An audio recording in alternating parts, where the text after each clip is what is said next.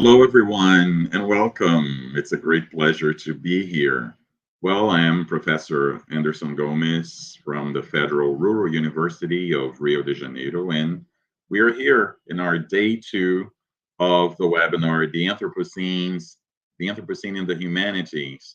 So we're going to have three speakers today, and I'm here to coordinate the works and see the interesting things they're going to tell us about, and then, of course, check out your questions, and then have a very fruitful and interesting discussion. So, without further ado, I'll already call to the floor first Professor Miloš Blahút. Let me tell you a little bit about him. So Professor Blahút is an assistant professor at the Institute of British and American Studies, Faculty of Arts, University of Prešov, Slovakia.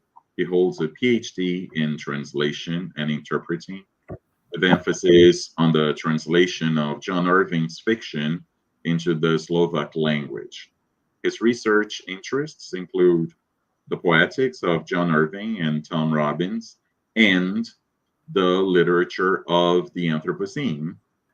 So, Professor Blahút, the floor is yours.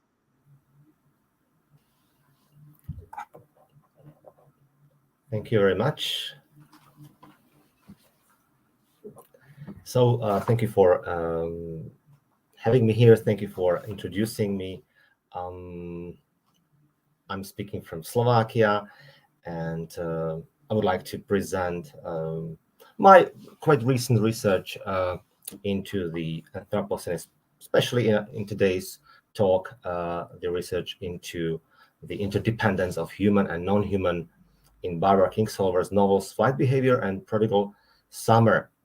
So perhaps some of you are familiar with some or probably even all of her novels. Barbara Kingsolver, American writer, was awarded Pulitzer Prize for Fiction this year for her latest novel, Demon Copperhead. And she actually explores similar themes in most of her novels, which deal with representation of women in fiction, and most of the scholarship deals with studies from the point of view of eco-criticism, but not all of them. Some of them deal with a manifestation of climate fiction. For example, Barbara Kingsolver's Prodigal Summer has been termed as climate fiction by some scholars. So I was interested in the representation of Anthropocene, and also kind of interconnectedness between human and non-human. So I would love to start with just very brief introduction. Both novels deal with fictional towns in Tennessee in the United States, rural area. The first one, in Flight Behavior,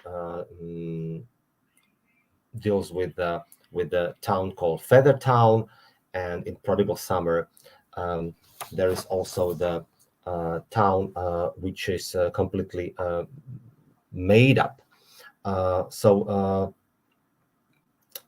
Most of the stories deal with the representation of or clashes between people living in rural areas and cities, which is the case of Flight Behavior.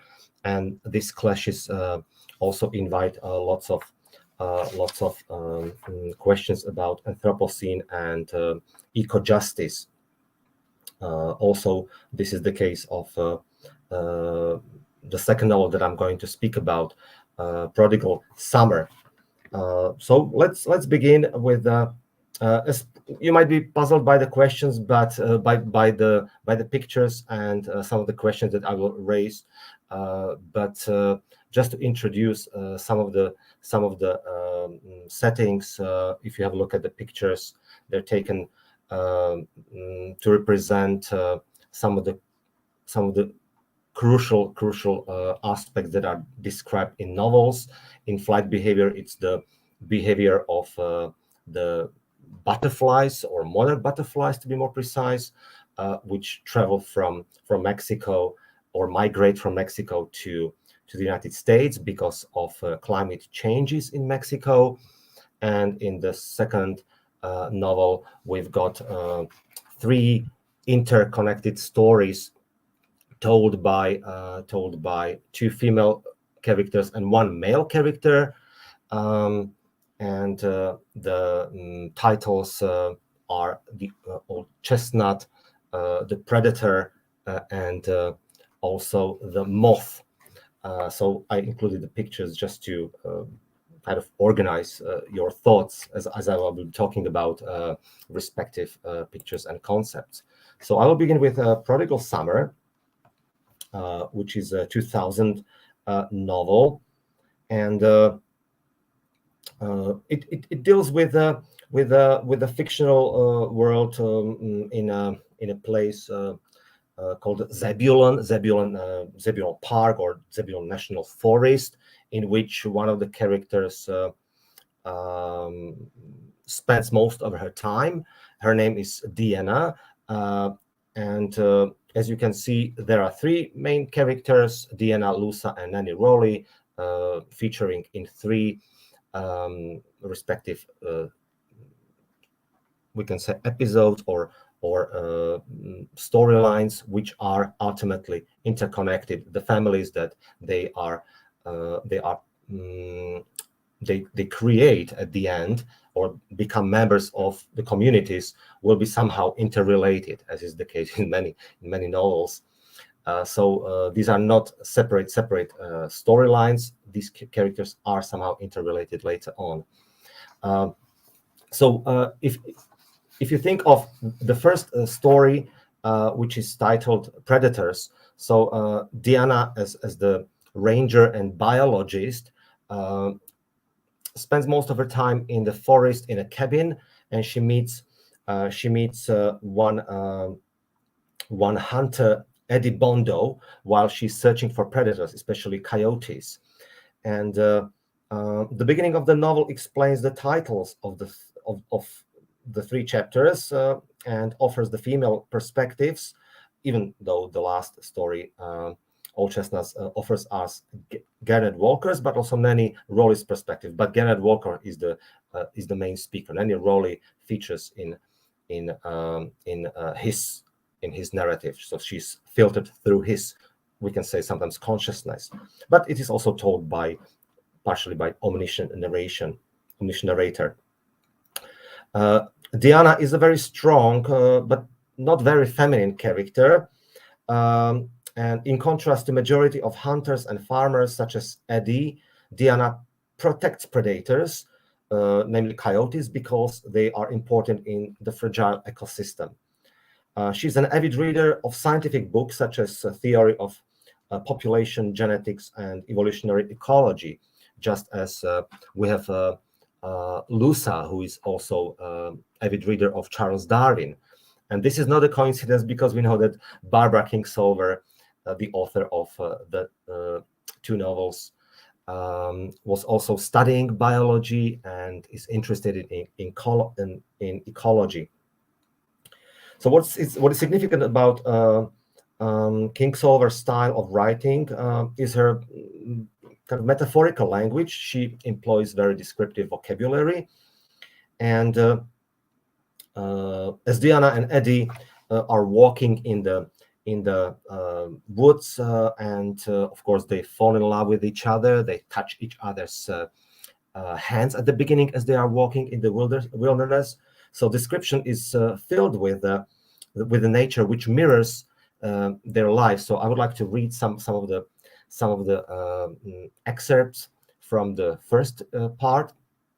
So I quote: "It was the body's decision, a body with no more choice of its natural history, that an orchid has, or the bee it needs, and so they would both get lost here. In the last full hour of daylight, while lacewings sought solace for their brief lives in the forest's bright upper air, and the husk of the empty nylon parka lay tangled with hiss in the mud, their two soft-skinned bodies completed their introductions on the floor of her porch. A breeze shook rain out of the new leaves onto their hair, but in their pursuit of eternity, they never noticed the chill. Amazingly, Eddie Bondo walked to the end of her porch and peeked over the edge. She didn't realize it until she heard the small sudden spatter hitting the leaves of the maples and Christmas fern. "Oh, good Lord," she said. He turned to look at her over her shoulder, surprised. "What? Sorry." His arc declined and dribbled out, and he tucked himself away. She said quietly, "You're still in my territory." End of quote. So this is the example after the lovemaking scene when they are lying on the floor, and this example is this part is filled with lots of technical vocabulary drawn from the biology, and I would like to quote some secondary sources. Caroline Merchant, ecofeminist, speaks about what she calls, or she coined the word, a partnership ethic. And I quote, she states, "A partnership ethic holds that the greatest good for the human and non-human communities is in their mutual living interdependence." End of quote. Later, Narduzzi, another scholar, follows Merchant's scholarship and states, I quote, "Diana is figured as the human presentation of the alpha female coyote. She initially needs no man until Eddie Bondo arrives." End of quote. So in this scene in the cabin, after the couple spends romantic moments on the floor, descriptions are drawn from non-human animal world, which are filtered through Diana's thoughts and memories. Her interpretation of the events parallels her wildlife she explores and is passionate about. Moreover, the dynamics in her secluded life, she forgot most of her previous life because she's divorced and she spends lots of time in the wilderness, mirrors the dynamics of wilderness. See the last comment when she reminds Eddie that he is in her territory. When it comes to other stories, they follow similar pattern, similar vocabulary, filtered through female or male consciousness. And even in the second story, which of course, for the lack of time, I'm not going to say the overview of all stories, but each features one character. And in Mothla, for example, there is Lusa, who is a widowed entomologist, a kind of biologist, and she also decides to take care of her sister-in-law's children because her sister-in-law dies. So she forms a family in the rural area, and also scholars try to see sometimes some sort of relationship between non-human and human spheres, which are linked through Lusa's relationship with the goat she keeps because she's a widow, and she also inherits goats after her husband Cole, and she tries to fit in the new rural community. She's from the city and she comes to rural community and she tries to fit in and get some relationship with her family, with the new family. The last story, titled Old Chestnut, deals, as the title suggests, with chestnuts.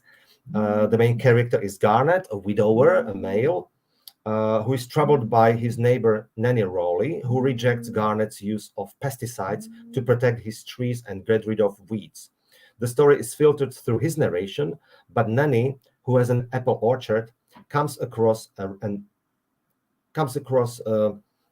as a very rational woman. She takes care of environment, she takes care of nature, and she uses organic farming practices. So I would like to read one quotation from McConnell's source.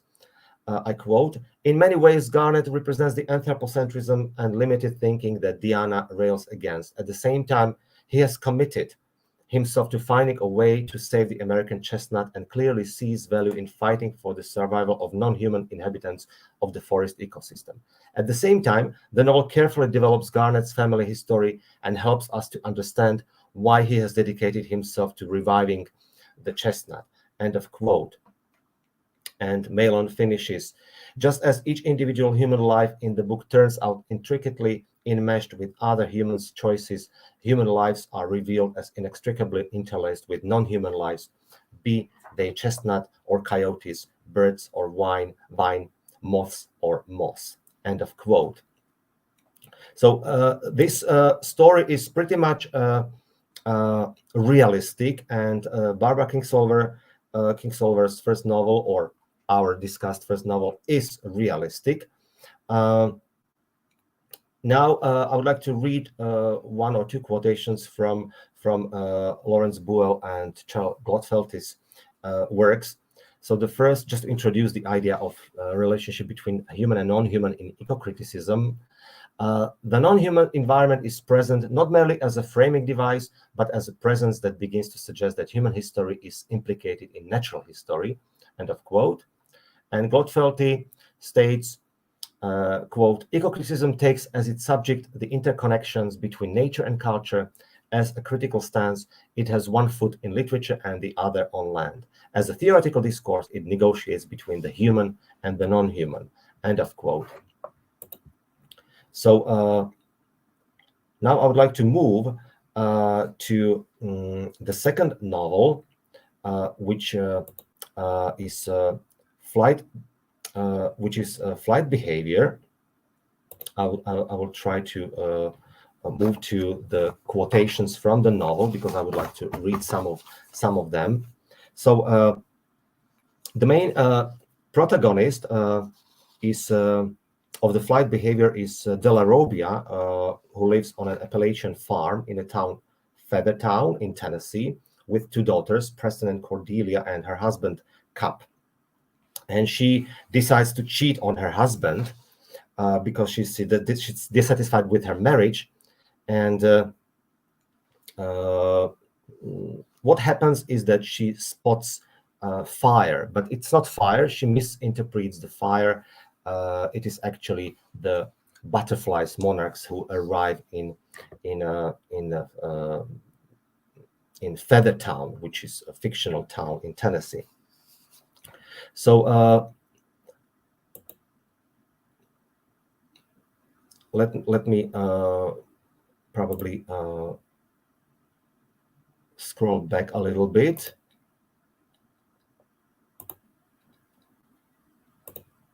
Oh, okay, here it is. All right.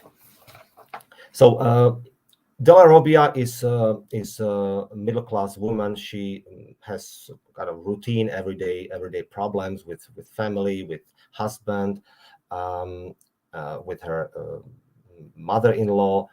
But ultimately, she begins to realize that she's interested in science because she tries to explain the arrival of butterfly monarchs in this small town, Feathertown. And this attracts, of course, scientists. This attracts tourists and press from various parts of the United States. So she begins to do a research in Google with her son, with Preston, and she becomes acquainted with the scientist Ovid, whose name is Ovid, who comes to Feathertown and also does research. So what happens is that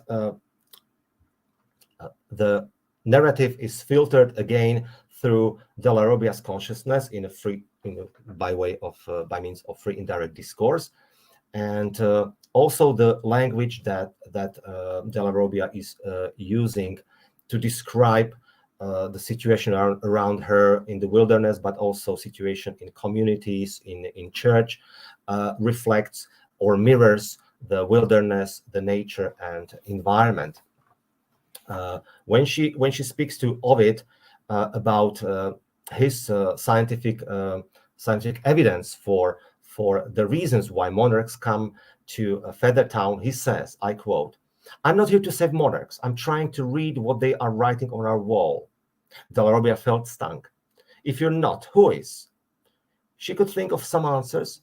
The knitting women, the boys with duct tape clothes, people cup and her in loves thought to be outside the pale of normal adulthood.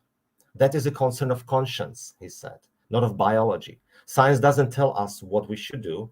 It only tells us what is. And obviously, Delarobbia is not happy about that reply. But what this reply suggests is that Kingsolver tries to not only show her critique of climate change responses from ordinary people, from press who are biased, who only go for sensations, who do not provide the truth in the media, on TV or on the radio, but also scientists who should explain the reasons, the implications of climate change. Actually, themselves claim that we simply do research about what is, rather than what is implication, what it means, what is future projection of climate change, and so on. So it is a critique of social practices of science, but also the critique of society in Tennessee, where Kingsolver was born. So maybe a few more quotations just to illustrate the relationship between human and non-human. So, for example, in one quotation we've got, "Oh, Cup, they'll make it look like a war zone, like the Buchanan Place. Have you looked at the mountains since they finished logging it out? It's a trash pile, nothing but mud and splinters." Delarobbia is, criticizing those loggers from her family who try to simply who try to simply deforest the mountains where the monarchs are simply residing for a while, and that would mean that they would kill them. Of course, they would somehow drive them away. As I stated, and also Trexler simply confirms, flight behavior is also critical of climate activists, end of quote. And also Theme argues that Delarobbia, quote, stands between the two camps as the tearing point of the novel, the uneducated but intelligent conduit, who is the reader's main viewpoint on climate issues, after she has been initiated by Ovid, the scientist, who sees weather as everything, end of quote.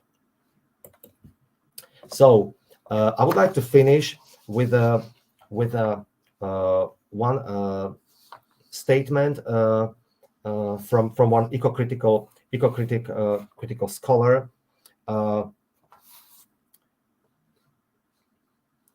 Greg Gerhardt's words are as follows: "Climate change becomes knowable in two closely linked ways in Barbara Kingsolver's novel, through the protagonist Delarobbia's cognitive and affective development as a character, and through the brilliantly conceived symbol of the monarch butterflies, whose migratory life cycle has been disrupted by global warming in the novel's story world." So in this way, the realistic description of life of the main protagonist is interlinked with the life and cycles and dynamics of, in our case, monarchs.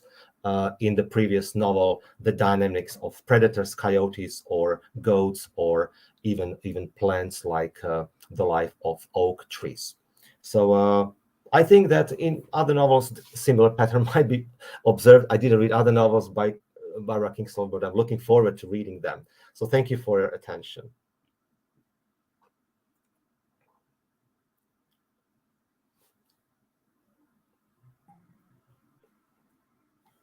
Okay, Professor Blahút, thank you very much for your presentation. It definitely gave me a lot of food for thought. I wrote down here some questions to ask you later on. By the way, I forgot to say in the beginning, so we're going to have our moment for discussion and Q&A right after Professor Tatiana Massuno's presentation. So please write down your questions. So after that, we will be able to ask questions to both Professor Blahút and Professor Tatiana Massuno. I particularly only read Flight Behavior, and it was a book that made me think a lot So I'm very curious to, I mean, your ideas specifically about that novel, but I'll save my question for later. Okay.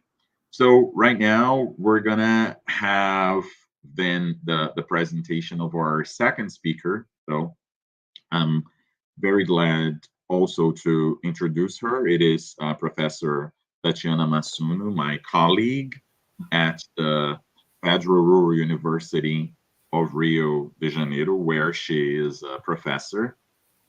She holds a PhD in comparative literature and is a PhD candidate in bioethics. Her academic production focuses on the problems of modernity and its literary interpretations. Currently, she is investigating the theoretical problems that the concept of the Anthropocene as a geological era that challenges the conceptual foundation of modernity poses to the humanities. So it is my pleasure to introduce Professor Massuno, and the floor is yours. Thank you so much, Anderson. Thank you so much. It's very good to be here, especially because we are discussing a topic which is so interesting and so complex, right? And today, my presentation's title is Towards an Ethical Existence, Tales of Enchantment. And the focus of this presentation is basically to talk about crossings. So my objective is to talk about crossings. So I'll be talking about crossing the line, trespassing boundaries and barriers, crossing limits and limitations, especially because this seems appropriate because we are living in a moment in which we seem to have crossed all the lines. We seem to have pushed carbon emissions to the point of no return. And that's why I'll be talking about crossings. And to help me talk about this topic, which is a very broad topic, I'll make use of some episodes. I'll bring about some different literary texts to the conversation. I'm not talking only about contemporary texts. I'm talking about texts that deal with the idea of crossing, but they are not circumscribed by a certain historical period. Okay? But as I mentioned before, we are living in a moment in which we seem to have crossed all possible boundaries, all possible limits. And that's why scholars, they have coined the term the Anthropocene. So this is a term that was first used by Paul Crutzen. So he first mentioned this in a conference, and he said that we are no longer living in the Holocene, we are living in the Anthropocene. Later on, he developed the concept a little bit, and this concept was used, first of all, to show that there is a disruption, so there is a rupture, the era is not the same as the one that was before. And what characterizes this area is that the human impact on Earth was so big that we changed the planet. So this is the age of the humans, not because we have some positive effects on the planet, but because we led the planet to chain effects and to unpredictable outcomes.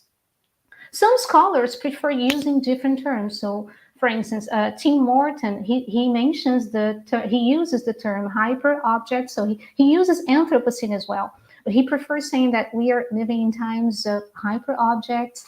We have Bruno Latour talking about a new climatic regime, and we have Paul Crutzen talking about the Anthropocene. But all these terms, what do they have in common? They highlight the impact of human actions on the planet. And because they highlight this impact, they, in a way, they challenge how we conceive our modern foundations of the world. So meaning that certain dichotomies that found our way of thinking, our way of living, they have to be revised. Dichotomies such as nature, culture, subject, object, okay, male, female, and so on and so forth. Today, I'll be focusing on one specific kind of dichotomy. And just to help me in my endeavor, I'm going to start off with the first literary text, which is a text that was not written in the so-called Anthropocene era. It was a text that was written way before we started talking about this idea of the Anthropocene, way before we established a clear line between humans and non-humans. I'm talking about the Lusíads or Lusíadas. This piece was written in the 16th century, and it's a piece that discusses a dichotomy that I want to investigate with you. Okay? So this is one of the masterpieces of the Portuguese language, and it basically narrates the events that led to the discovery of the sea route to India. I'm not going to focus on the whole epic poem. I'm going to highlight one specific episode, and which is one very famous episode, which is narrated by Vasco da Gama. But before we get into the episode, I want to read something that Vasco da Gama narrates. It's in bold, okay? So Vasco da Gama says, had the philosophers of old who journeyed through so many lands to learn their secrets, witnessed the wonders that I have witnessed, as I sailed hither and thither over the waters, what writings would they not have left us? What revelations concerning the workings of the stars and their courses, and the many marvels and properties of nature, and every word the naked, unvarnished truth. What do I want to highlight here? I want to highlight the fact that he associates witnessing wonders, witnessing marvels, to the possibility of unveiling the secrets, as if these marvels, they could be knowable. They could bring about the naked truth. And it's interesting because right after Vasco da Gama narrates this, right after he claims this, something quite spectacular happens. You see, there is a gloomy atmosphere, and they spot a gigantic being. So this gigantic being appears out of nowhere, and he starts prophesying the downfall of the Portuguese, because the Portuguese, they were this daring race, a race who dared to cross the forbidden portals. And this is a portal that this being was guarding. So they were supposed to be punished for crossing the line. But when this gigantic being is prophesying terrible things for the Portuguese, Vasco da Gama intercepts the monster and asks, "Who are you? Who are you?" At this moment, the prophecies, they stop, and then the gigantic figure starts telling his tale. He starts saying how he was once a titan, how he was once in love, how they fought the gods, and because of that, he was punished. He was punished as he was turned into a cape. He was turned into this rock formation. And as his punishment, he has always to see his loved one, the one that never loved him back. So he suffered from this unrequited love. And as a punishment, he has to be there, standing still, and see the person he loved forever, without having any sort of return. But why is this scene important? This scene is important because first you have this gigantic being, then you have a question, who are you? Then you have the answer to the question, and the Portuguese, they sail through. As they discover who this monster or this being was, this being was once a titan that was punished, then they can move on, and the gigantic being disappears. It vanishes. And all that is left is a rock formation. All that is left is a cape. Okay, so as they cross the line, they reveal the secrets of nature. meaning that nature then could be knowable, then it could be tamed. So what can we get from this specific episode? We can get that as they sail through, they're able to get to know the secrets, the mysteries. They are able to tame what was once something gigantic or something that was disproportional. And then all this nature that is left behind is just something immutable, then something that lacks agency. I want you to think about this crossing the line episode. Before they cross the line, we have a beam. So we don't have a rock formation. We have a being that suffered from love, a being that had a voice, a being that was threatening the Portuguese. After they discover who this being was, they can move on, and what they leave behind is something that is nothing but a rock, something that lacks agency, something that lacks volition, something that lacks a voice. So I wanted to discuss this episode with you because in this episode we can see the beginning of a dichotomy that would gather force throughout modernity. And this is the dichotomy that I call enchantment and disenchantment. And just to help me with this, I bring a quote by Jane Bennett. And in this quote, Jane Bennett starts discussing how in the pre-modern world, nature was different. So in the nature, man could read the sign of God or the signs of gods, the gods, right? So in a way, nature had agency. Nature was something enchanted. As modern thought started developing, what we see is that this nature becomes more and more disenchanted. So scientific, instrumental rationality, individualism, bureaucratic state of all of this here, they help disenchant this nature. And why is this problematic? I'll explain this a little bit further. I'll explain why disenchanting nature can be a problem. But as I mentioned in the beginning, I would be talking about crossing the lines. So the first tale of crossings that I brought for you was a tale that was written in the 16th century.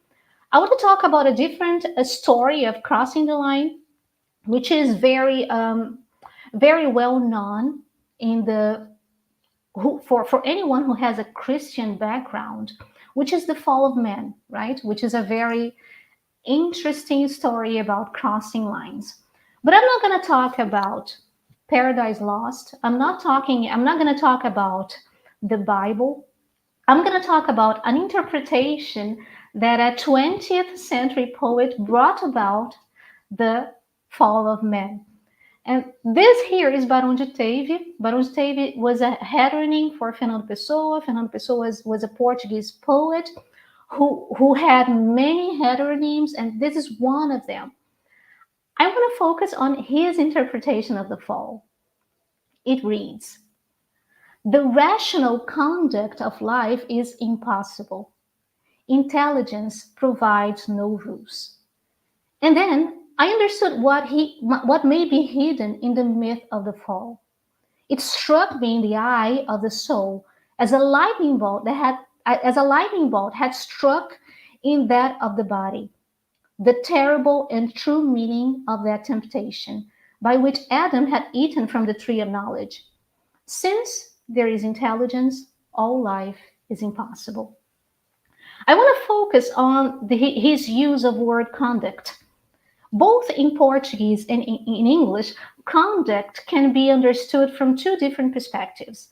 I can think of conduct as behavior, so rationally behave, the rational behavior of life, so life behaving rationally, or I can think about conduct as guiding something, okay?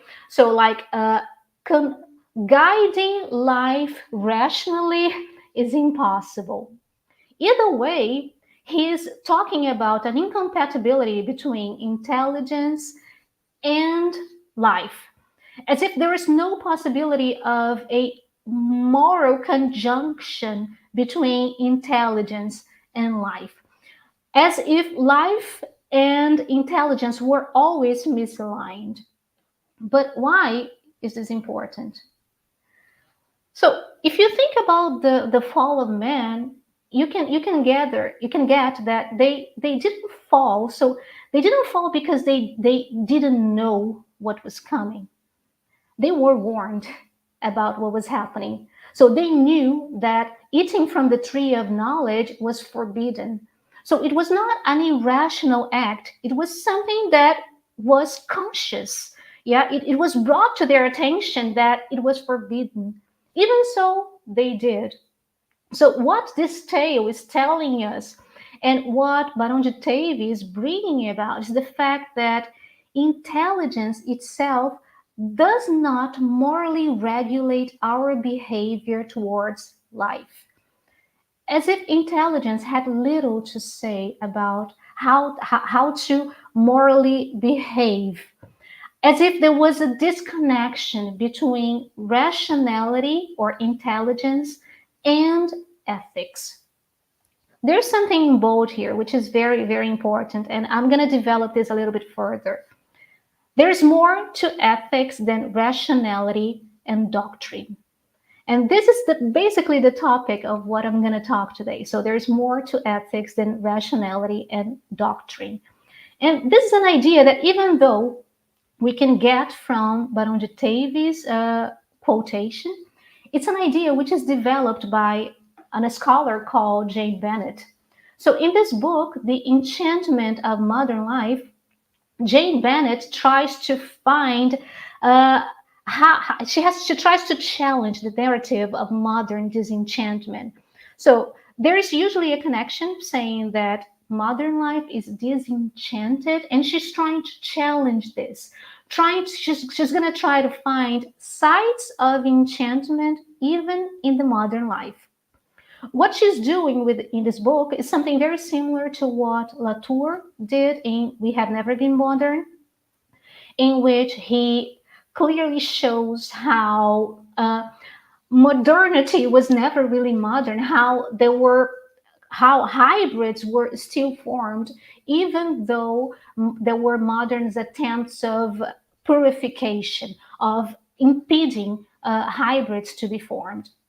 She's going to do basically the same. So it's the same line of thinking, showing how even though we have this narrative of disenchantment, there is still enchantment in life.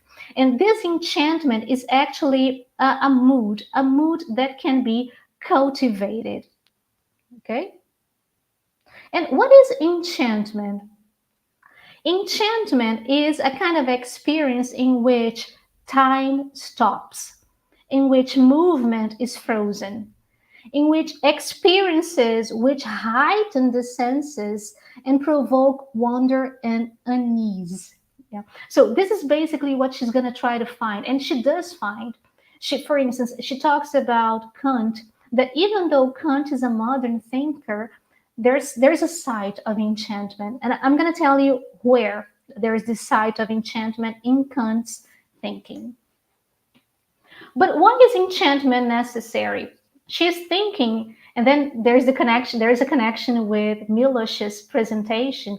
She's thinking about the relationship between humans and non-humans, and how this sense of wonder or how enchantment is important to foster or to trigger an ethical behavior between humans and non-humans. Okay, so it's important to cultivate this sense of enchantment or this sense of wonder. What is she saying with this book? She's saying that there's more to ethics than intelligence, than rationality and doctrine. So there is a part of ethics which has to do with affect, which has nothing to do with rational thinking or rational behavior. But because it has to do with affect, it can be cultivated. And this is the connection with enchantment. By cultivating this mood of enchantment, maybe, just maybe, we can have a more ethical coexistence between humans and non-humans. Okay. In another book called Vibrant Matter, she tries to develop the following. Maybe, just maybe, we cannot really address our ecological crisis because we have to treat matter or to treat the non-human world in a different way. Because when you see the non-human world just as something that is lifeless, like just nature that has no agency, no volition, no voice, then that means that you can treat this non-human world without any kind of ethical concern. And she's saying for us to address this ecological crisis, we need a new way of dealing with the non-human world, which is a way in which we can grant agency to this non-human world as well. Not only humans have agency, but the non-human world has agency too. And this is the connection with the enchantment. So when we are talking about granting agency for this non-human world, it means that this non-human world can be enchanted as well, right? And why is this important? Why am I talking about enchantment and disenchantment? I'm talking because I have a hunch that this is something that can fill in a gap, right? In this book, Defiant Earth by Clive Hamilton, one of the things that Clive Hamilton points out is that our ethics, this post-Kantian ethics, they are not enough to grapple with the problems of climate change.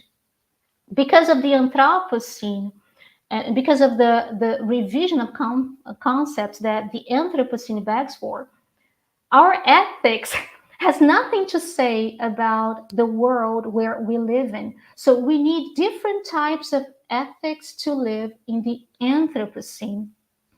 And this has to do with a division. Remember in the beginning, I said we are going to be talking about crossings, and then I mentioned some of the dichotomies. And Kant is the one who works with some dichotomies. And one of the dichotomies that he works on is with the idea of the two realms of the realm of freedom and the realm of necessity. For him, the realm of freedom is only a realm for humans. So humans, they can exercise their autonomy and they can find their freedom. What about the non-humans? For them, they're just relegated to the necessity realm. So they cannot exercise freedom. They don't have autonomy. But when we go into the Anthropocene, we see that this narrative is being challenged, because what we see is that we are living in a world which has agency, which does affect human affairs, which does influence our history. So we are part not of the human history only, we are part of the planetary history. And this is interesting because it's not something that only emerged in the Anthropocene, but something that becomes quite evident in the Anthropocene. I was talking about the Portuguese before, and we can mention one episode that happened in Portugal, which was the Lisbon earthquake. And it was a phenomenon, a natural phenomenon that really challenged the thinking of many philosophers. Kant was one of them as well.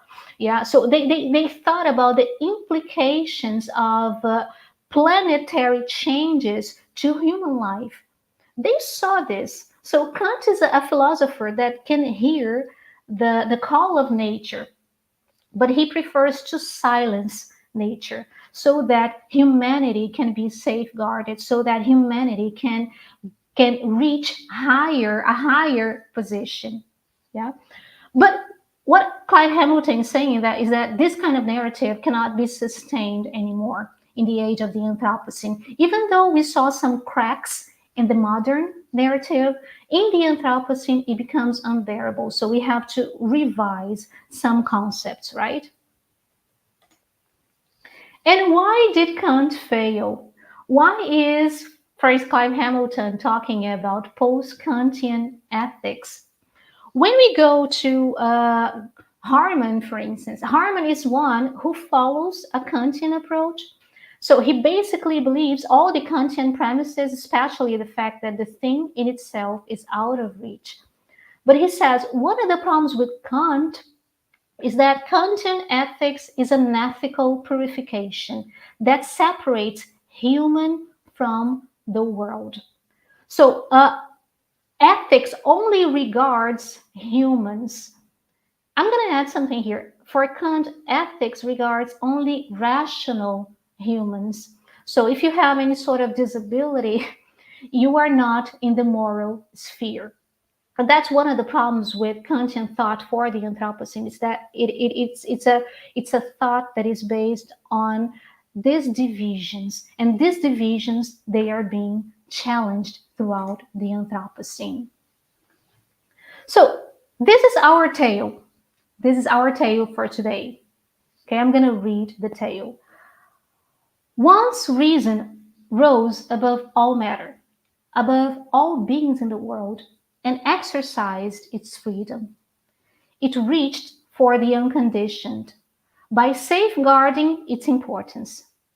Reason searched for more and more until the point the planet could no longer sustain.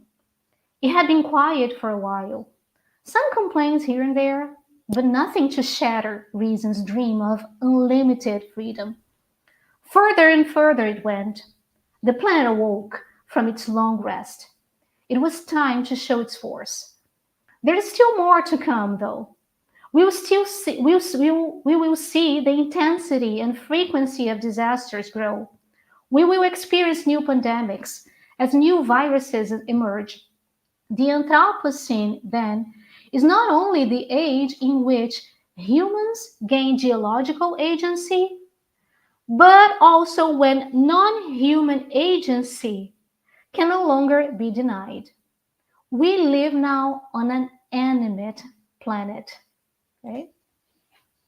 And just to continue my crossing throughout different types of narratives, I'm going to talk about a novel which is basically about crossings and divides.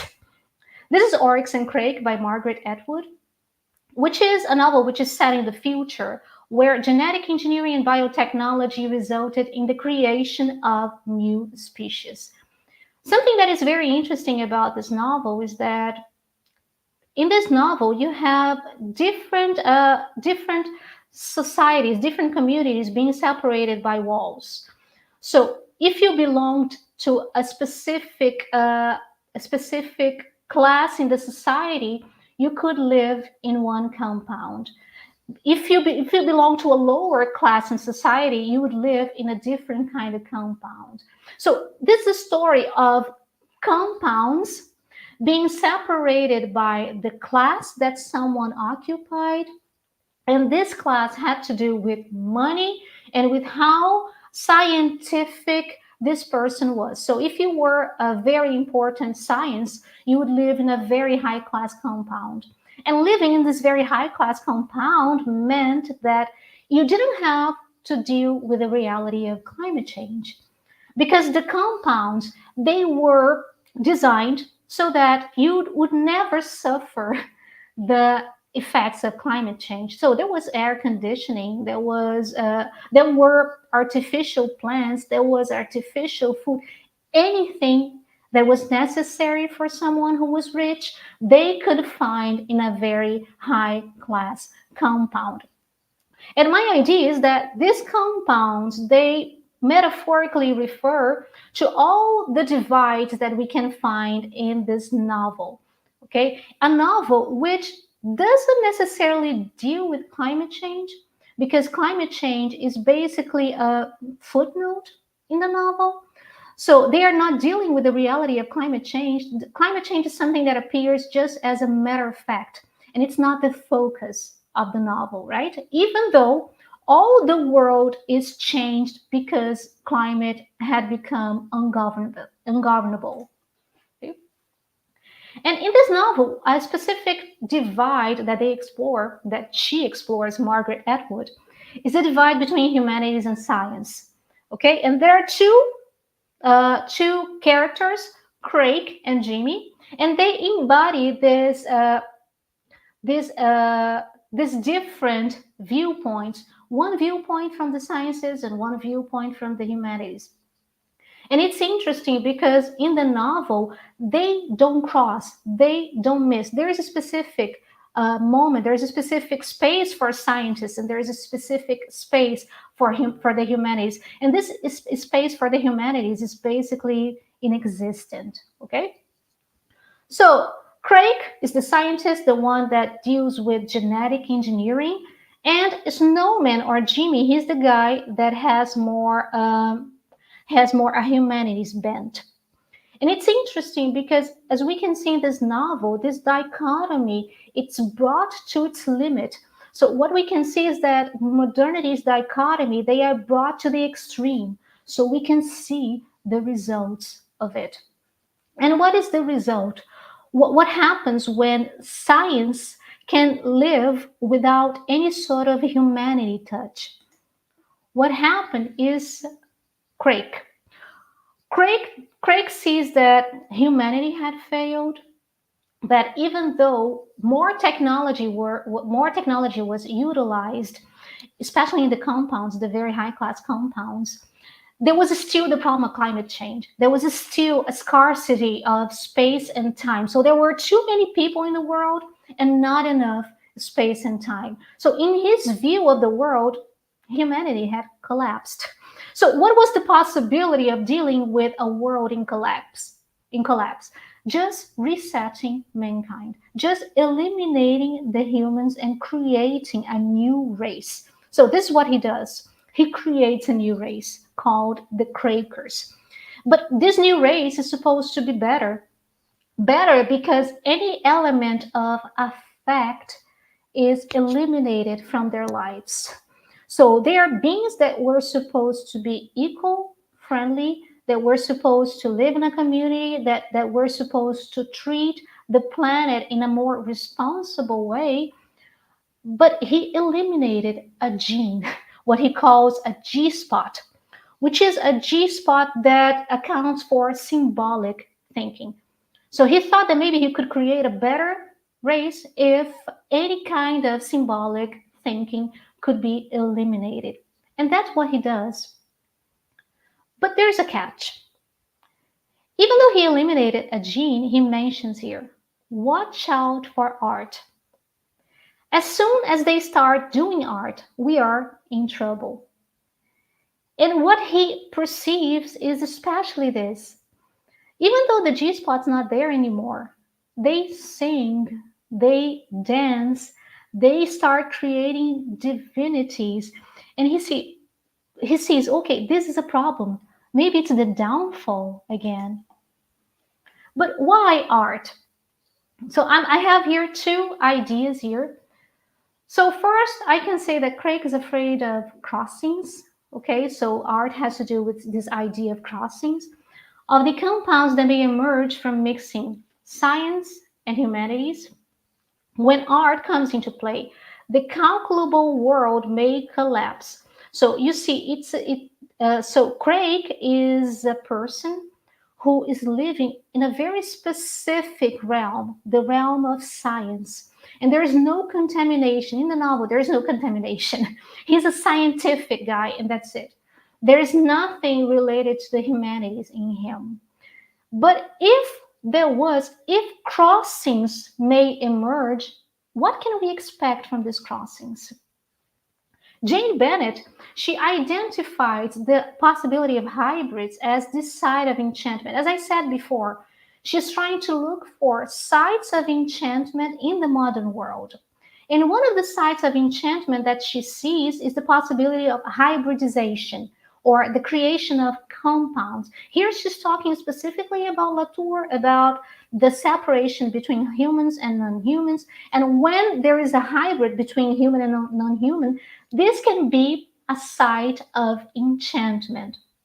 My idea is that whenever we have an experience with art, whenever we have an aesthetic experience, there's the possibility of a compound being generated as well.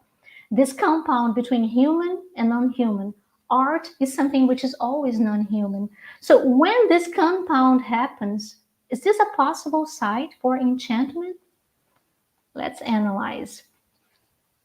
Tim Morton is a philosopher who believes so, right? So he's always talking about the importance of art, especially for an age of climate emergency or an age of climate change. In his idea, Plato expelled, the artist from the Republic because he perceived a danger in art. A danger because art does something to you. So when there's only the human can grant meaning, can grant powers to something. But when you're dealing with an artistic experience, it means that this piece of art can also emit something, can also do something to you.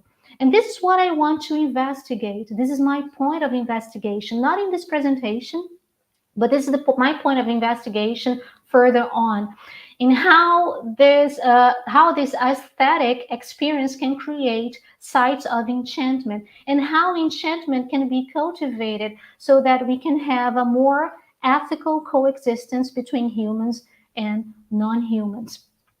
Because as I mentioned before, Jane Bennett, she sees modern thinkers that in a way could see enchantment. For instance, Kant for her was one philosopher that could perceive possibilities of enchantment in nature, but he preferred to prioritize the subjectivity, the inner thinking, the thinking of the humans as a site of enchantment. So she sees enchantment in Kant, but this enchantment is relegated to human thought.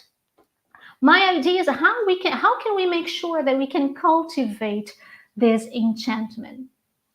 So just to finish, the aesthetic experience, when we follow Morton and Harman, begs for our involvement in the process and the acknowledgement that of an object's autonomy. So the object, the artwork, is autonomous. It doesn't depend on me. The thing itself, the real object in Harman's terms, is always out of reach. The aesthetic experience, therefore, reveals the withdrawal of objects, be they human or not. So objects for Harman, they can be humans or not. So object is a term that encompasses many different things. But these objects, they are never acknowledged as disposal. So they cannot be knowable, disenchantable, and tameable as the giant in the Lusíads. But that can only be theatrically accessed. Aesthetics thus involves humans and non-humans, whose crossings may account for experiences of enchantment, and maybe, just maybe, propel a more ethical coexistence in an age of climate crisis. So that's all. Thank you so much.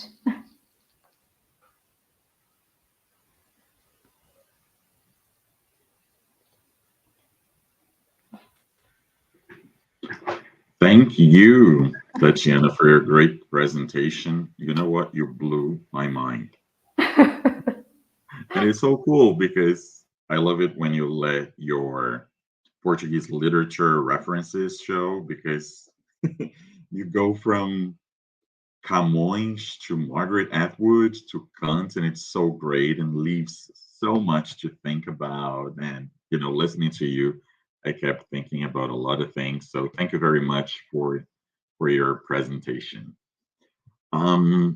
Before we have then our final talk with Professor Tung, I think it would be a good idea to have a pause here in the presentations and listen to questions so that we can have some interesting discussion regarding the points here presented by Professor Massuno and Professor Blahút. So feel free to use the chat box and present your questions. Maybe to start things over, I could have here some of my questions to both Professor Blahút and Professor Massuno while you think about your own questions, our audience there at YouTube. So first, maybe I can have a question to Professor Blahút. Is he listening to me? Is he there okay? I think he's in the backstage. Yeah. Okay. All right. Great. But I Okay. think he's coming. Yeah. Or maybe I should We're help. here. He's coming. Okay. All Hello, right. I can hear everyone. Yes. I can Okay. All right. We know Slovakia is far away. Okay. So as I was telling you before, I only read by Barbara Kingsolver the novel Flight Behavior.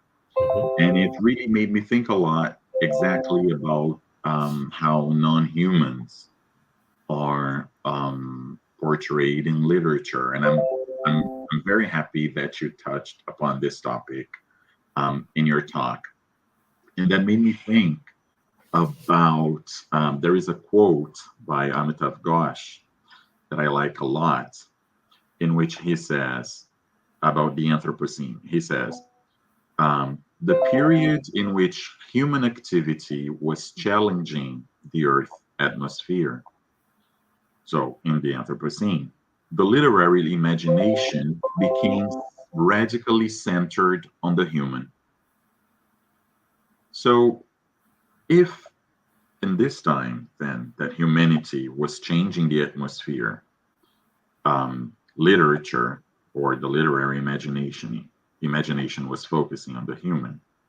So do you think that now that humanity is paying the price of such activity, do you think that non-human characters or non-human narrators maybe have more to contribute to the literary imagination? So what role are non-human characters or non-human narrators are going to play now in this new so-called new phase of literary imagination? So what do you think? Yes, thank you for this question. I was doing research and I was also participating in one conference in which I was also talking about non-human narrators in Karente Yamashita's novel, Through the Arc of the Rainforest, which is also dealing in partially in Brazil, but also it's kind of fictional Mataclau, if I remember correctly, the place.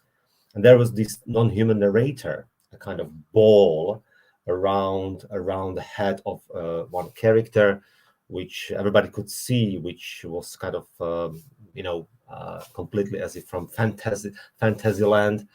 But that was the narrator, non-human narrator, which ultimately dies at the end. The ball dies. So, but that's one aspect of non-human narrator, which tells a story. Of course, the story of ecological crisis, of the story of something like cautionary tale. What will happen if we exploit planet, if we do not behave ourselves, and what we have done to our Earth in the Anthropocene.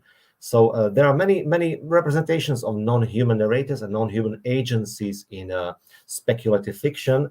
I mentioned just Karente Yamashita, but then I was also more captivated by Janet Winterson's The Stone Gods before I moved to Flight Behavior, and that was even more more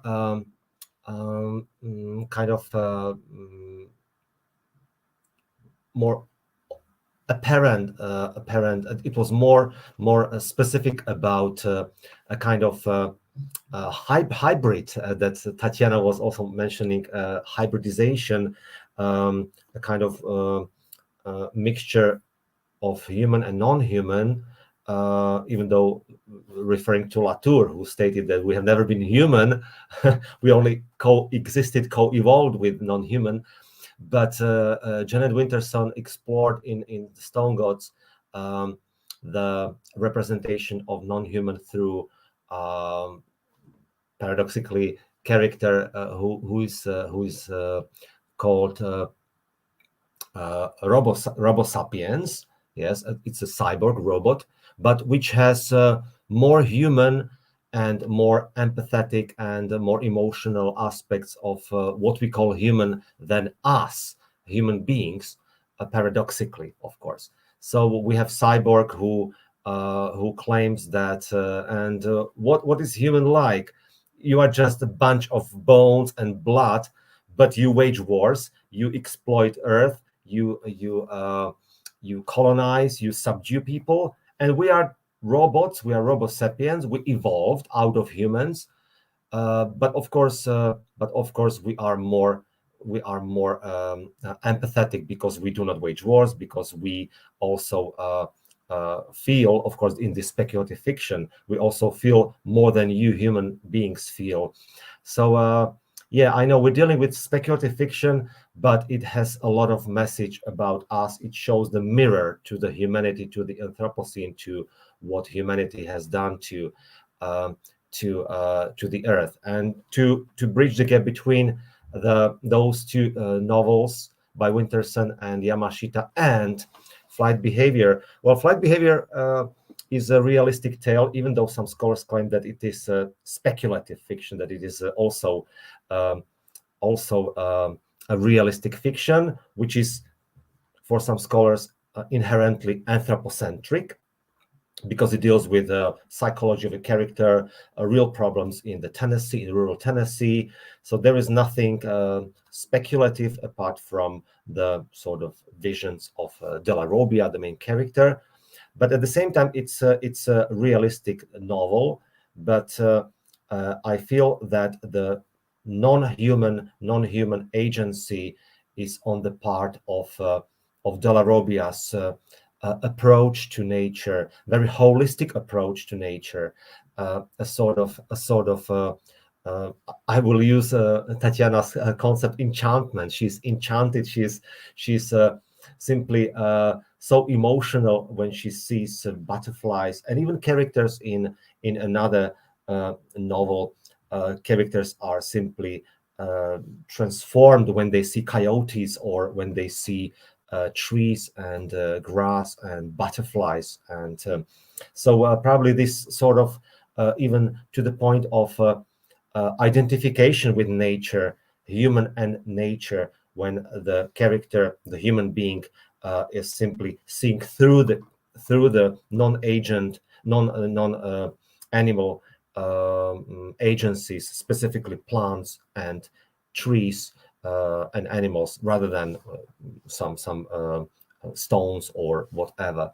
So probably this is the answer to what you were asking about the role of non-human narrators and non-human agencies and characters in Flight Behavior, and also other novels that I was captivated by. Thank you so much for your answer. Yes. So before, I think it would be a good idea then to move on to our next speaker, which is Professor Tung.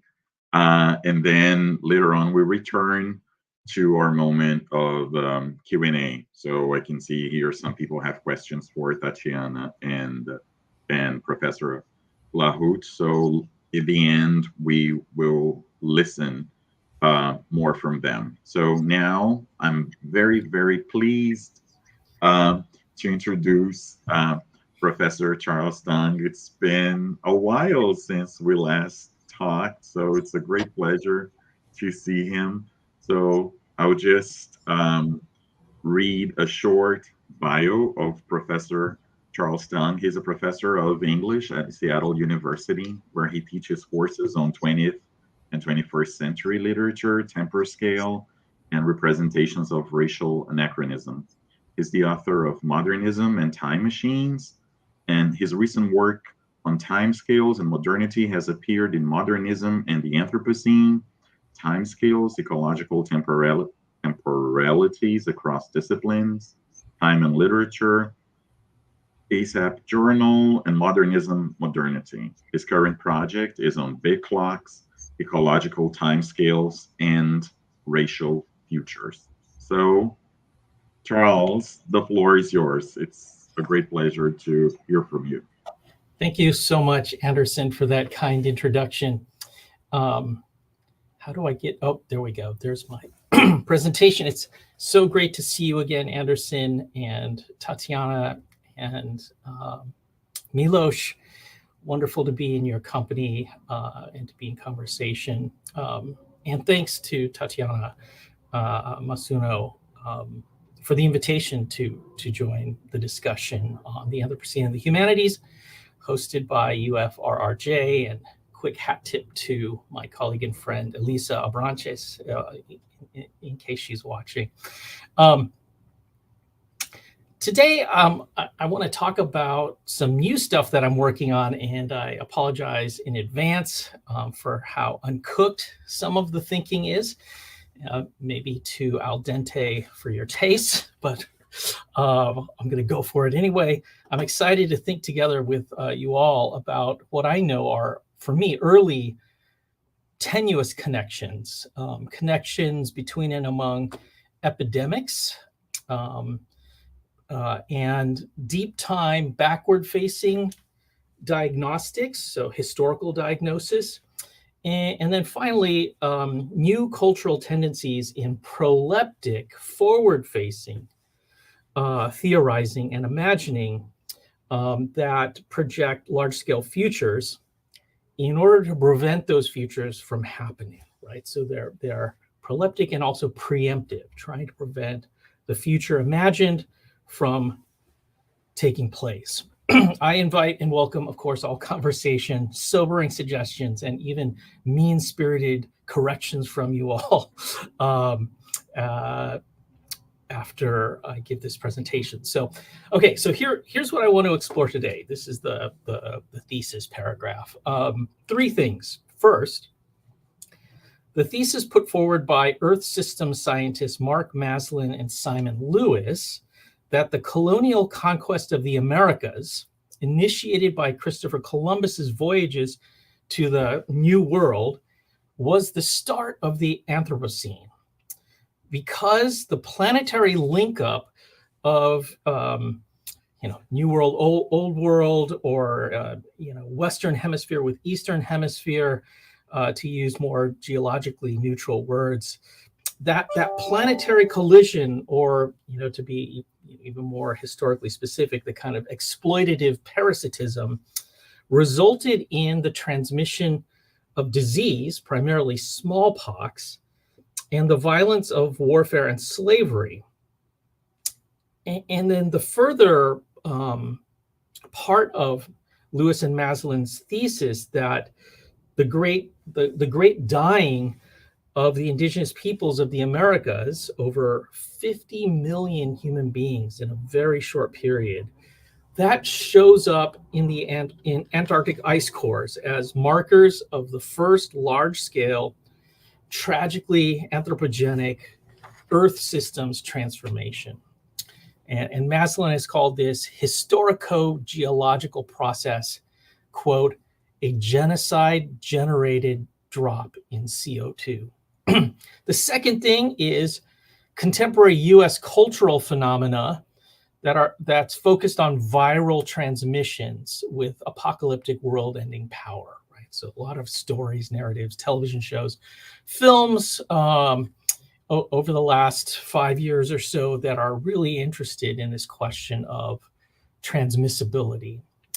And then finally, third, the question of how the humanities and humanistic social sciences might think with science fiction, with what we might say is the proleptic fast forward of a reflexive second modernity, to imagine what the long-term effects of first modernity will be as viral cultures and their dangerous memes and mimetic content appear in a range of sedimented objects. So sedimented objects, not just like the ocean floor or ice cores or rock, but also institutions, cultural records, languages, these are all sedimented with datable particles, all of which will one day be verified in the far future by paleopathologists. So let me start with Lewis and Maslin's so-called Orbis hypothesis. This is a planetary hypothesis about the so-called Columbian Exchange as the start date of the Anthropocene. The Columbian Exchange was coined by the historian Alfred Crosby in 1972 to name, quote, the biological and cultural consequences of 1492, when Christopher Columbus's arrival in the Caribbean and subsequent annexing of the Americas led to the largest human population replacement in the past 13,000 years. This is Maslin and Lewis now. It led to the first global trade networks linking Europe, China, Africa, and the Americas. And it resulted in the mixing of previously separate biotas known as the Columbian Exchange. Okay. So the exchange of plants, animals, but most especially pathogens were responsible for this population replacement, which was preceded first by what some scientists have called the Great Dying, right? So what has to happen before a population is replaced?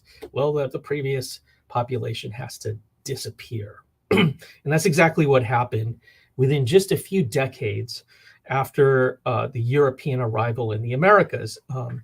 And it was mostly attributable, I think, to smallpox, but there were a number of other diseases and also a number of other factors, including warfare and slavery. So as the historian Henry Dobbins emphatically wrote in the 1980s, quote, before Europeans initiated the Columbian exchange of germs and viruses, the peoples of the Americas suffered no smallpox, no measles, no chickenpox, no influenza, no typhus, no typhoid or parathyphoid fever, no diphtheria, no cholera, no bubonic plague, no scarlet fever, no whooping cough, and no malaria, end quote. This transmission of disease, coupled with enslavement and war, produced a depopulation process in which, as Nathan Nunn and Nancy Chen point out, quote, upwards of 80 to 95% of the Native American population was decimated within the first 100 to 150 years following 1492, end quote.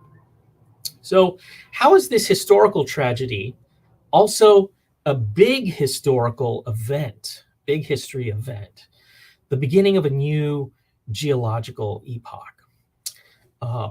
Oh shoot, I haven't been advancing my slides. Here's the Columbian Exchange.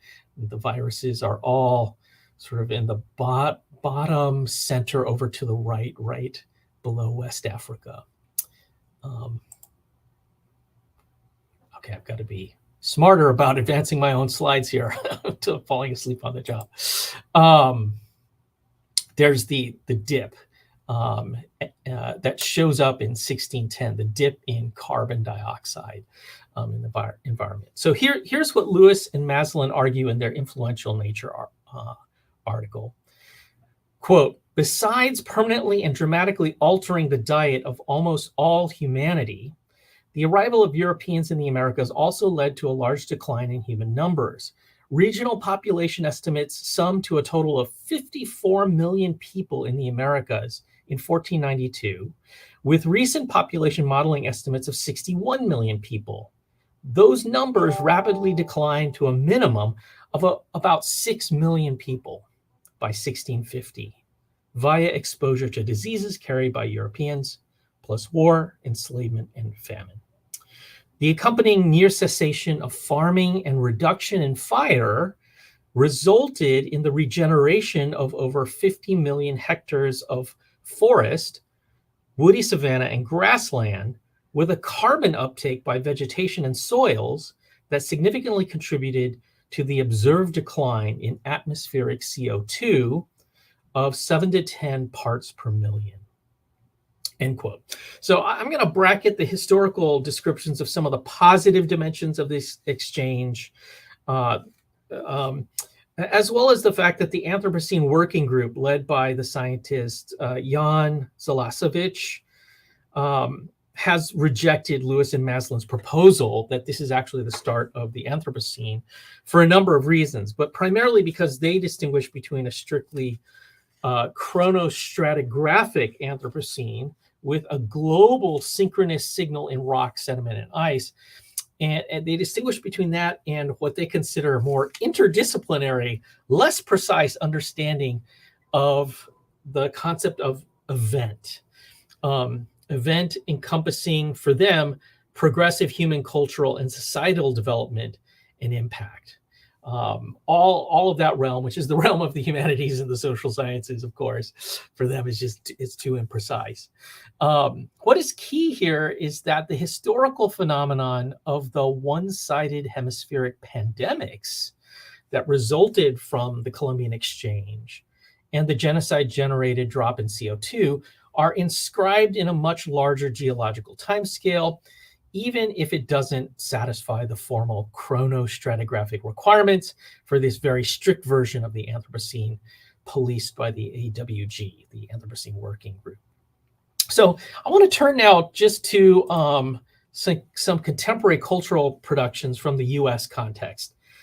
I think that recent apocalyptic survivalist fictions, such as HBO's 2023 adaptation of The Last of Us, that's on the left there, and Ling Ma's 2018 novel Severance on the right.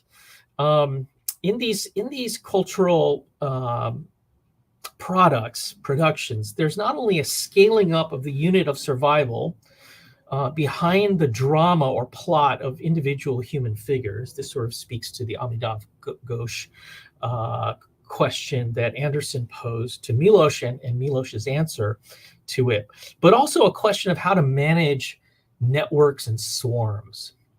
There's a kind of fantasy of cultural epidemiology that serves what the scholar Benjamin Bratton imagines as a, quote, positive post-pandemic biopolitics.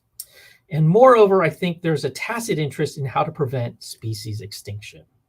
So if you haven't seen HBO's TV series or played the video game on which it's based, The Last of Us revolves around a fungal pandemic,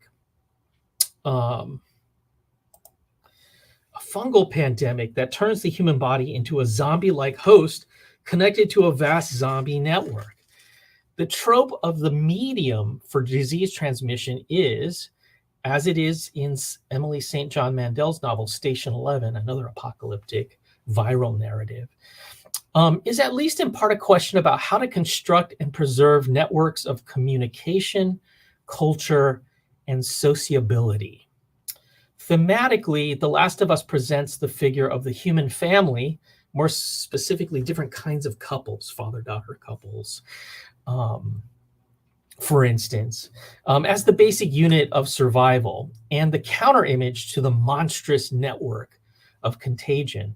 Similarly, in Ling Ma's 2018 novel Severance, the final images of a pregnant protagonist, Candice Chen, escaping from a defunct mall where a group of survivors have encamped and basically reproduce the routines and repetitions of the global capitalist system that is responsible for circulating deadly zombifying fungal spores in the first place. The reproductive futurism of the novel's conclusion is meant to counter the meaning of the resulting disease, Shen fever, in which the systems of exchange themselves appear to be the contagion, more so than the xenophobia motivating the naming of the illness, Shen fever.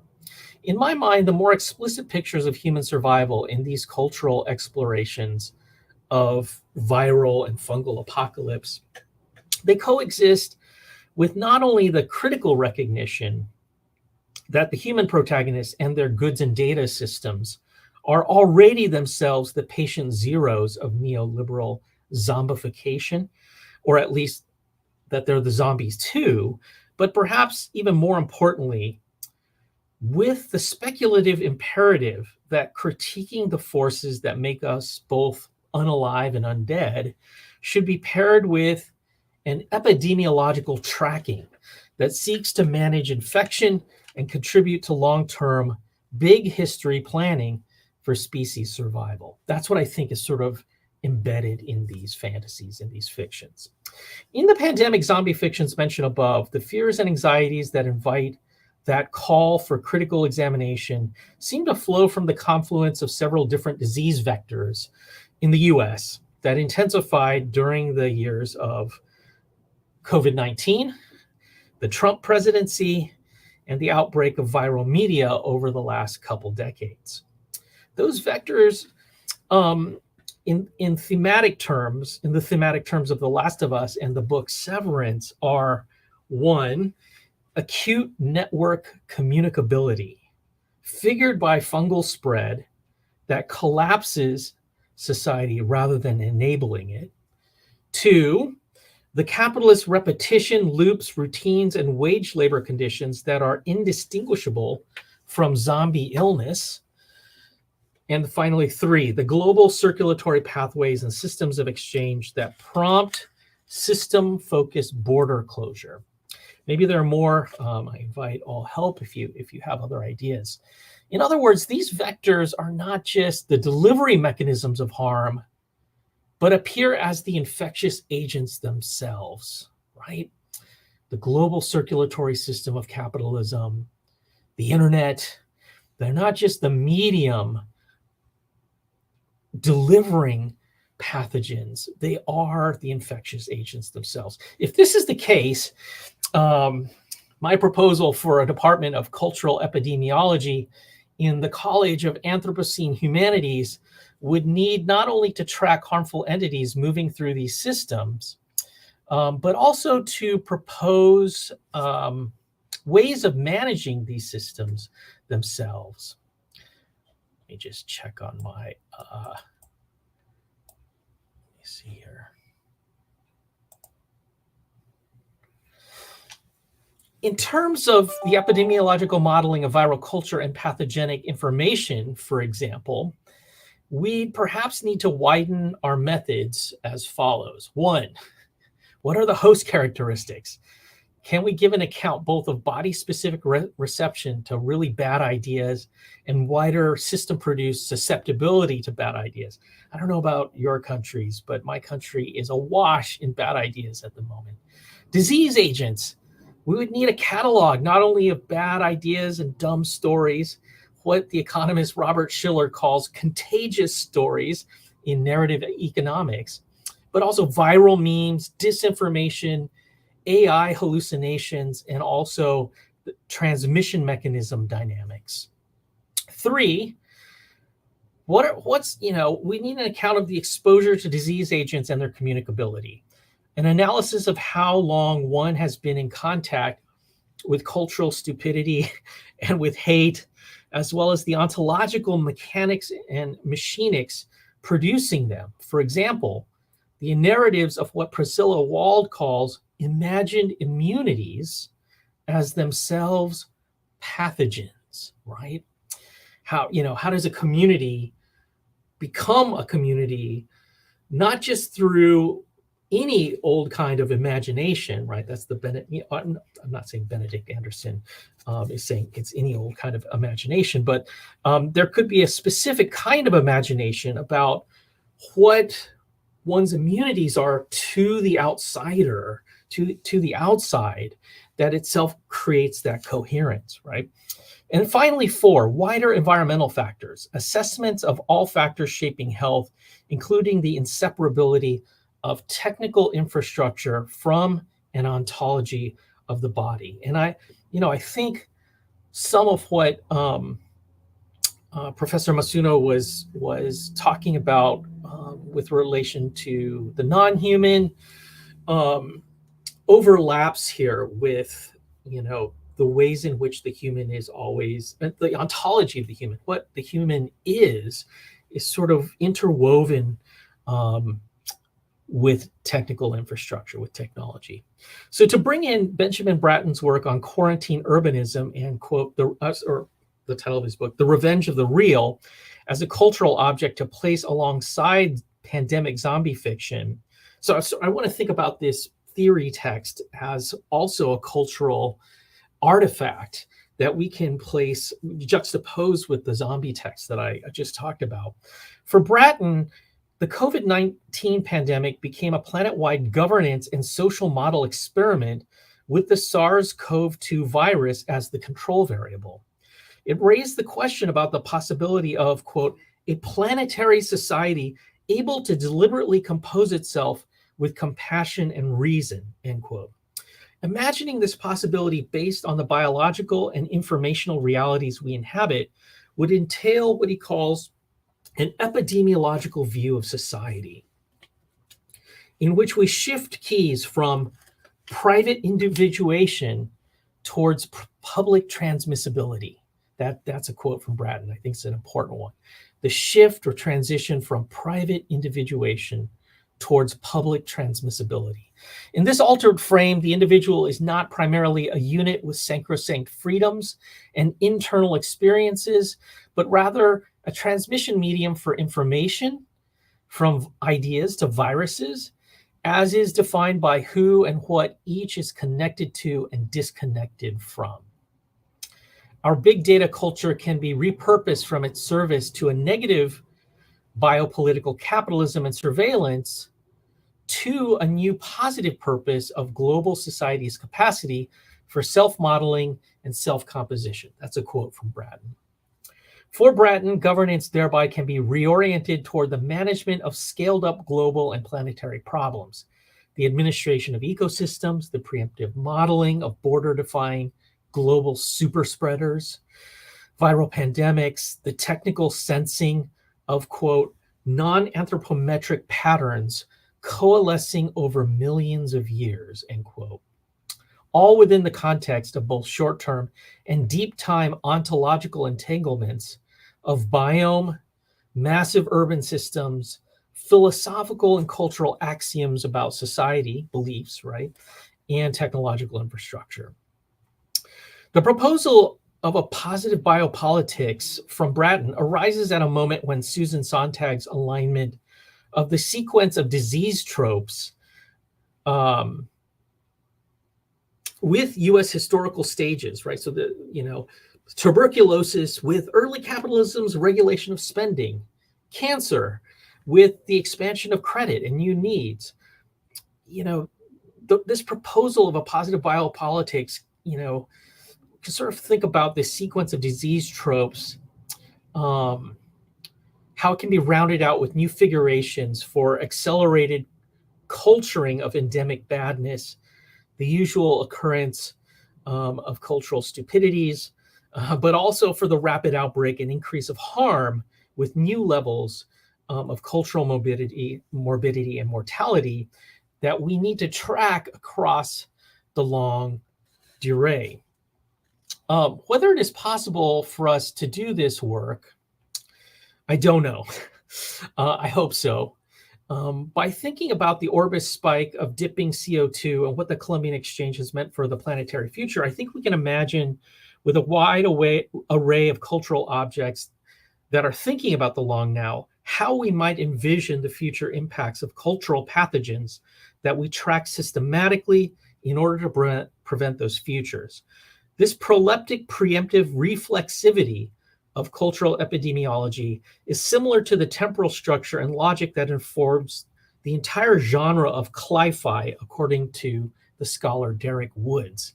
Quote, for centuries to come, whatever the set point of the planetary thermostat, mitigation will entail computationally intensive, expensive, laborious, collective, transnational efforts to forecast possible futures and to try to prevent them from becoming realities capable of verifying the models, end quote. I want to end by mentioning this short book by the historians of science, Naomi Oreskes and Eric Conway. The book, The Collapse of Western Civilization, A View from the Future, is a fictional account of, quote, the great collapse in mass migration that begins in the year 2073, so 50 years from now. The historian is writing from the year 2393 from the Second People's Republic of China. The account describes a penumbral period beginning in 1988 when the Intergovernmental Panel on Climate Change, IPCC, was created, but whose mission to inform governments about climate becomes overshadowed by active and passive denialism. It's penumbra, right, is shadow. Quote, a shadow of ignorance and denial had fallen over people who considered themselves children of the Enlightenment, end quote. But what were the viral ideologies driving the ignorance and denial? The future historian in this text names two pathogens: positivism, which appears to lock the global north into an epistemological presentism grounded in myopic observation rather than long-range modeling and the speculative imagination. And the second pathogen is free market fundamentalism, the neoliberal belief that, quote, the invisible hand of the marketplace establishes a net balance between solutions or supply and needs, demand, in a manner that valorized and centered personal freedoms over collective futures. Ironically, by blocking anticipatory action, this is a quote from the book, by blocking anticipatory action, neoliberals did more to expose the tragic flaws in their own system, which not only led to the expansion of forms of governance they most abhorred, but also, to the catastrophic climate change, food shortages, and disease outbreaks that necessitated that governmental expansion in the first place. What would it have taken to disrupt the hold of positivism and neoliberalism on some nations in the 21st century? The narrator, while performing some of the proleptic historicizing in the future perfect tense, notes that success is not guaranteed. And I'll end with this quote. The penumbra falls even today. The long shadow falls even today, and will likely continue to fall for years, decades, and perhaps even centuries to come. Thanks, everyone.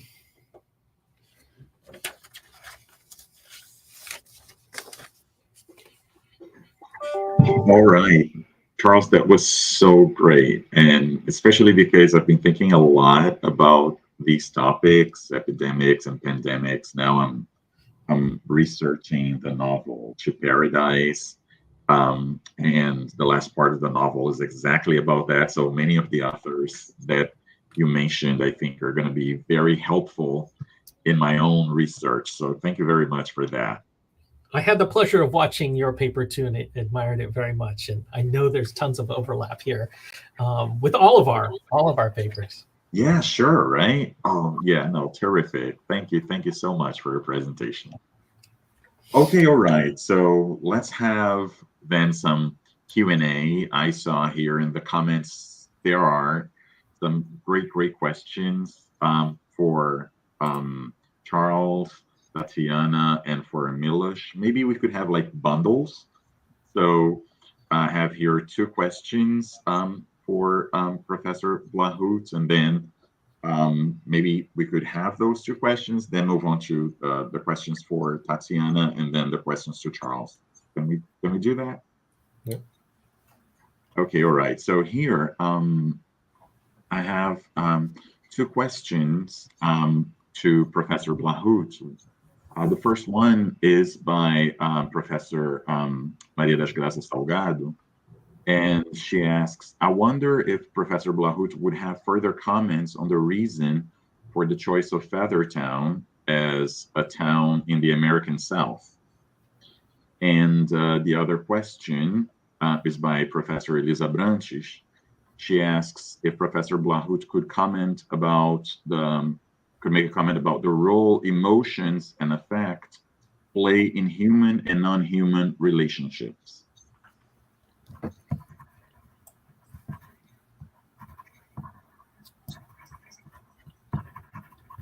So I understood the second question. Could you repeat the first question, because there was kind of connection? Okay, so she asks if you have further comments on the reason for the choice of Feathertown as a town in the American South. In the American South. I'm not expert in American South, so probably Barbara Kingsolver might explain that. Well, from what I read in the novel, probably there are those contrasts that Barbara Kingsolver was trying to show through her depiction of rural areas in the specific area in the United States, which I have never been to that area, but she also in her interviews describes people living in the Appalachia mountains or in this area with a kind of with community based ideas that people living in rural areas are pretty much following traditions. They sing songs. They simply meet in families, so they still live this life full of local anecdotes, and also are looked at by some people from bigger cities or probably different parts of the United States as and she was using all those derogatory or pejorative terms, how they are viewed by those who live in different parts of the United States. You know, this distinction between North and South, East and West, and maybe this is typical of many countries. Italy, for example, North and South. Slovakia, East and West, closer to eastern part, further from rural areas, more to metropolis. That we are a little bit kind of not, I wouldn't say not intelligent, but probably not following the latest trends.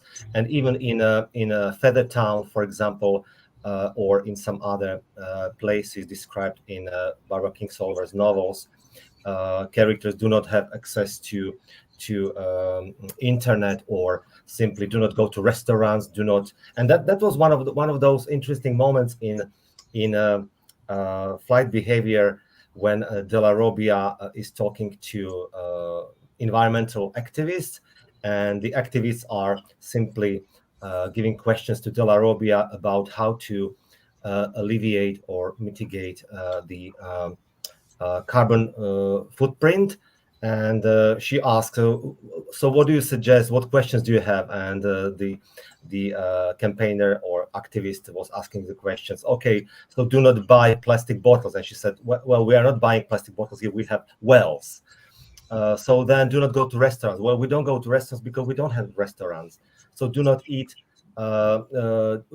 sort of red meat. And she said, well, we do have our own cattle or whatever, so we do not buy some red meat in some through some big corporations or shops. So actually, she was trying to say that those people in rural areas live their life full of community-based life, but also probably are not aware of those scientific researches, which is of course detrimental to the quality of environment, because they also want to sustain their life, and that's why, for example, they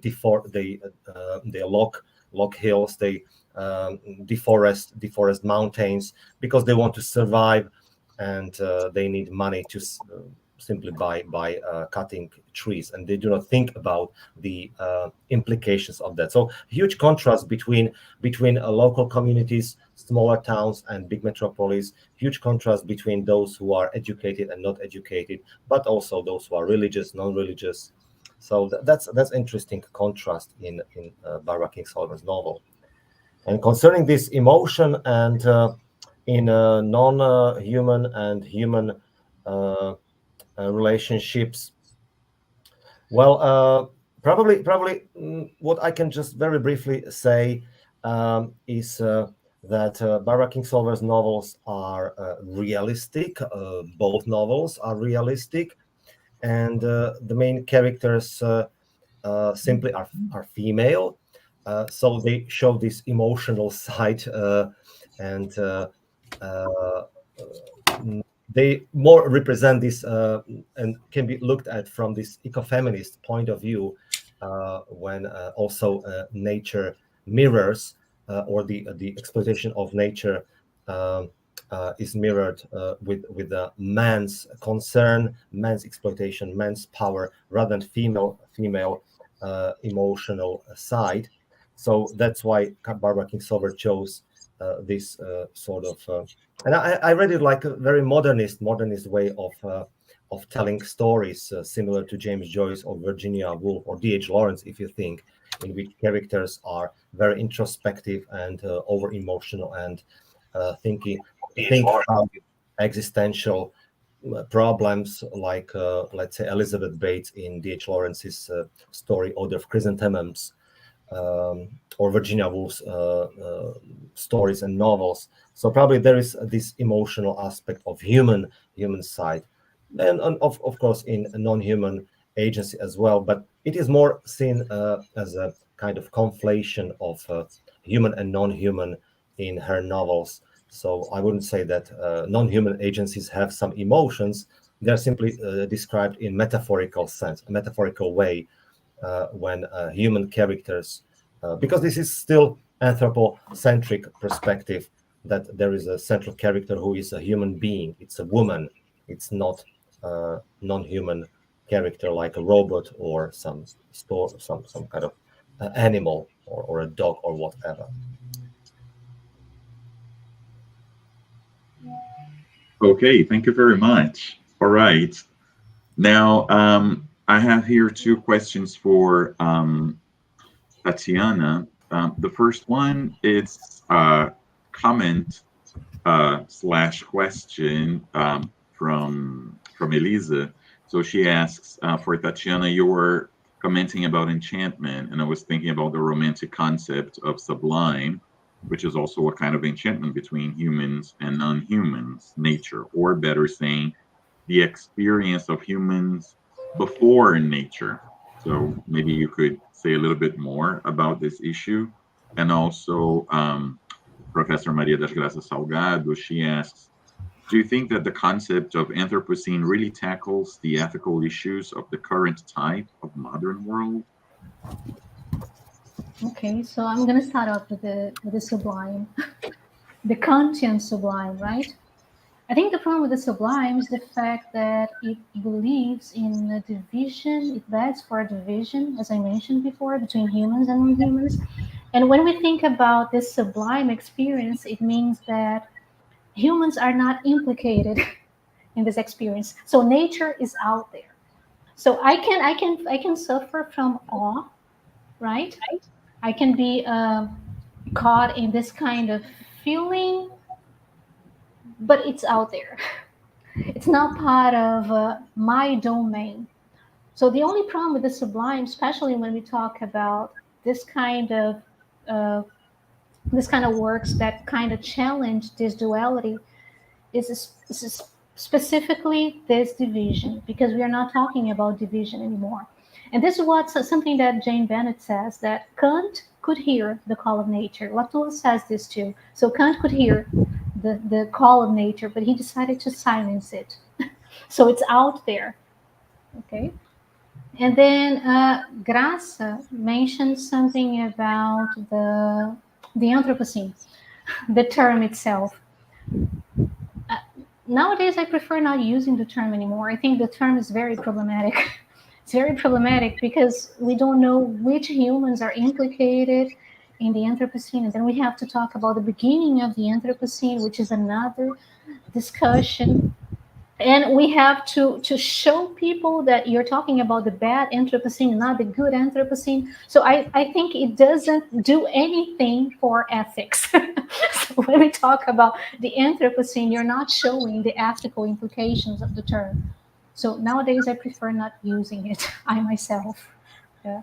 I think it shows very little about the impact of what we see nowadays. Okay, all right. Questions? Thanks, Tatiana.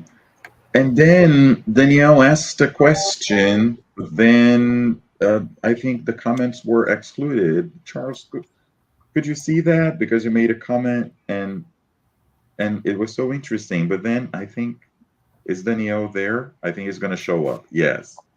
I don't know how. I don't know why the comments were excluded. So I'm here. Sorry. You were banned. I'd like to ask you that, because many people speak about a Muskian exchange right now, because extremophiles and microorganisms are being carried out from Earth in spaceships, and any extraterrestrial organisms that do not share a less common ancestor with Earth organisms might be completely destroyed by the contact with Earthlings, for Earth organisms. Do you think this is the final frontier? I'm sorry, I couldn't miss the expression, but the final frontier might be not so optimistic as it is in the 60s. I did see your questions in the comments, and curiously they disappeared. but all of the language around space exploration is a vocabulary drawn from colonialism, right? It's like colonize outer space, the final frontier, and as a lit studies, cultural studies person, the language is really revealing about how we're approaching space travel. But it's terrifying to think about this new potentially this new exchange. I bristle so much at using Musk's name, but I guess we have to in this particular instance if we're also using Columbus's name. What do I think about it? It makes me think a little bit about Kim Stanley Robinson's remark that science fiction is actually the new realism. And I was thinking about this listening to Miloš speak. And also, I think it sort of relates to the question about ethics that Tatiana was engaging with right now. And that is this kind of scalar tension. What makes science fiction the best way of thinking about realistically, in the realistic mode, about Elon Musk's export of earthly pathogens that could destroy other life that exists on other planets, should it ever be discovered within our own solar system? How do we think about? I'm not quite sure where I'm going with this, but I'm sort of thinking about the tension between the ethics of the face-to-face, the interpersonal dimension of ethics as a field, and what Anthropocene discourses force ethics to do, which is to rescale itself, right? To think about the face in relation to other kinds of faces, or the non-face, or even an entire frontier, right? And how do we think about life we haven't even encountered yet, if it exists within our solar system, and how we ourselves are the pathogens, or are carriers of the pathogens. So I don't have a great answer for you, Daniel. I love the question. I do. It's definitely a possibility, and it would really corroborate the ways in which transportation technology and a kind of colonial framework brings harm, right, with it, and how we have to think about it within larger scale frames, I guess. Sorry for going on and on. No, this is really a great question, because I mean, it also made me think a lot. And now that questions are mysteriously disappearing from the chat, I think maybe we are on the right track, in our investigation. There are some forces that don't want these questions to be asked. Anyway, all right. Well, I think I would just have like maybe one final question just to conclude to Tatiana, because she covered so many interesting aspects, and I love that. So just one final question to Tatiana. So I love the sentence so you took from Fernando Pessoa, that intelligence does not regulate our behavior. I mean, not the sentence, but the concept.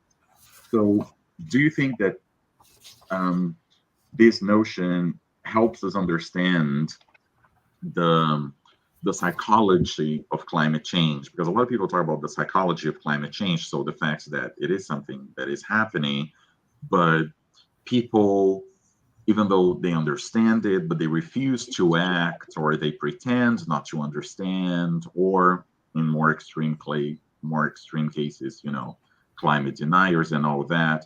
So when you say that intelligence does not regulate our behavior, can this be linked to this notion that, the inaction that it's involved in much of climate change reaction? I think that's one of the aspects, right? And another aspect has to do with something that Charles mentioned, which is about scales. I think our thinking is not appropriate to think about different scales. So we are not able to really think about how I individually can affect something that is much bigger than I am. So I think there's the problem with there's a connection between rational behavior and ethics, which is ethics is not only about doctrine, not only about rules, but also when we go to when we think about climate change, we are thinking about something that is so big and that transpasses my capacity, my ability to really think. So we cannot think big numbers. We cannot think big scales. We are very immediate in everything that we do. And this is being human beings, right? So it's not only ethics, but it's also an impossibility of thinking. I think that's my hunch. Impossibility of conceiving something that is so big, and also being affected by it. Yeah, because we are not affected by climate change every day, right? There are days in which we think about climate change, but we don't think about this all the time. Can I just jump in on that really quickly? I know we're maybe running out of time, but there's a center at Columbia University that focuses on climate change communication and how to try to get people to care about the environment. How do you mobilize their affects? They're not, I mean, we know that we're harming the environment, and yet we carry on. And so clearly thought and reason does not, as the quote suggests, regulate or temper our behavior. But somehow, according to this Columbia Center, affect does, right? And so they recommend in all climate change communication that basically writers use the toolbox of creative writers. Use vivid metaphor, use similes, use and one thing that's sort of interesting in climate fiction, at least in the United States, is that we are seeing the environment move from backdrop or background or setting into the role of the protagonist or the antagonist. And that's really hard for people to enjoy as an aesthetic object, right? I mean, it's like, how do I identify with a flood or be angry at a flood, right? So this is sort of a really interesting moment where we might think about pathos, literary pathos. How is pathos generated? In English, there's this term pathetic fallacy, right, which is the kind of imposition of human affective traits onto the non-human world. Can there be like a scalar pathos? How do you scale pathos beyond the world of human drama, of human feelings and affects and so forth? So, sorry, I just got so excited about what you were saying, Tatiana. I couldn't help jumping in. Okay, and maybe, so very quickly now, the real final question. So just a question here from Professor Adriana Lessa. So she asks, I don't know if we have the time, but if Professor Massuno and Professor Tung could comment on the possible contradiction between the awe that comes from hybridization and the risk of a collapse that comes from the pathogenic mix.